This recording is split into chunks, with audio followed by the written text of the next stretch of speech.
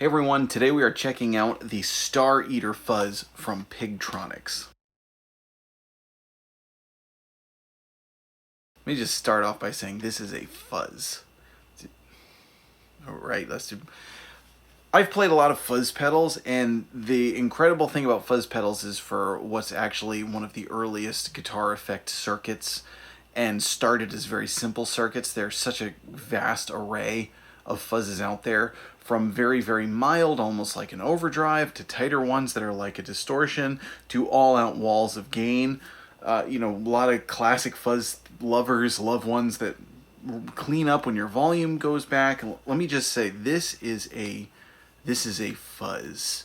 This is not for the faint of heart. This is a big, powerful, heavy, hairy, full-on, takes over your tone, destroys everything in its path kind of fuzz. Actually, I think Star Eater is a pretty good name for it. They could have gone with Star Destroyer, but it might have been taken already.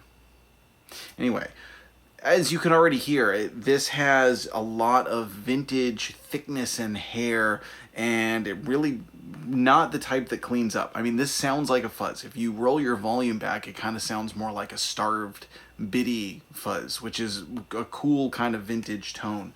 It gives you a lot of flexibility in what it does. I really like the styling. They said that it's kind of inspired by the big chassis boxes of the 70s and the 80s. And then, with the styling of the text and the colors and things, it kind of makes me think of that classic sort of 80s look. But then the tone, to me, sounds very sort of like 60s on steroids, which is, people probably... I mean, steroids in sports, that was more the 70s, right? I'm getting off topic. So, quick overview of what this is. You have a voice selector for silicon or germanium diodes. You've got volume and hunger is basically how much gain you have, but it's a little bit different. If you pull it back, it kind of gets to that raspier, sort of like choking off kind of fuzz, and it's definitely more gain if you turn it up, but it's not just your typical kind of gain knob. So that's all with the engage, which is the bypass switch. Now over here you have contour. Now the contour and the sweep are only engaged when this is turned on. You've got a scoop or a bump, and both sound really great. And then the sweep lets you fine tune the frequencies that you're working with, as you just heard. Bump I could see being massively effective if you're playing live and you want that sort of thick fuzz tone, but you actually want it to sit well in a band setting, because some fuzz tones do just make your guitar tone disappear if you're in a band setting, particularly a bigger band. So having the sweep and the bump, and then of course the scoop, just gives you more tonal flexibility, especially if you're doing recording, if you're going for certain other types of vintage fuzz sounds. I was getting some really cool octave fuzz kind of tones with this, but in a usable way, where when I was playing lower on the fretboard register, it still had that kind of like snarly, raspy 60s fuzz tone, and then it showed up a lot when I played higher on the register. And octave fuzzes on their own are very, very finicky, and it's always those, you get those players who are just like, well, it's easy, you just put it on a Strat neck pickup, and you need to play up in the upper register in the pentatonic box, and you need to have your volume slightly backed off, and you need to do this at 3 o'clock on a Tuesday when you're playing in your blues rock band. Is that really easy?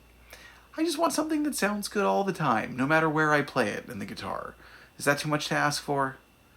So that was cool. I wasn't expecting the octave thing, because I didn't really see it advertised as an octave fuzz, but it definitely had that thing going on, those sort of like those higher pitch to overtones and things that were, because of course an octave fuzz is not like, it's not like an EHX Pog. It's different. It's these overtones and these noises and things that kind of, anyway, there's a lot going on with this. Again, it's just a big, powerful fuzz. It sounds really, really cool. I'm really enjoying it, and it's a fuzz that you can kind of just like, you can just hit some chords, hold some notes, and you just exist in that tone. And to kind of show you a little bit further what we're doing next, I'm going to get a little bit more lead and I don't want to say ambient, but I'm going to use, you just heard it with Gibson SG. Now I'm playing into my Supro Royale. It works great. Now if you heard in the clean tone, it's slightly boosted. I have the boost on the Royale, so there's a tiny bit of drive coming from the amp, but not a ton. Next I'm going to play it with a Fender Stratocaster, and I'm also going to add in a Keeley Halo, the new Keeley Halo Andy Timmons delay, to give me a really sort of ethereal tone, and then hit it with the fuzz. And again, it's just like expanse. Now see, that's two sci-fi genres. This is why you tune into my channel, isn't it? This is the Star Eater from Pigtronix. Hope you enjoy the rest of the video.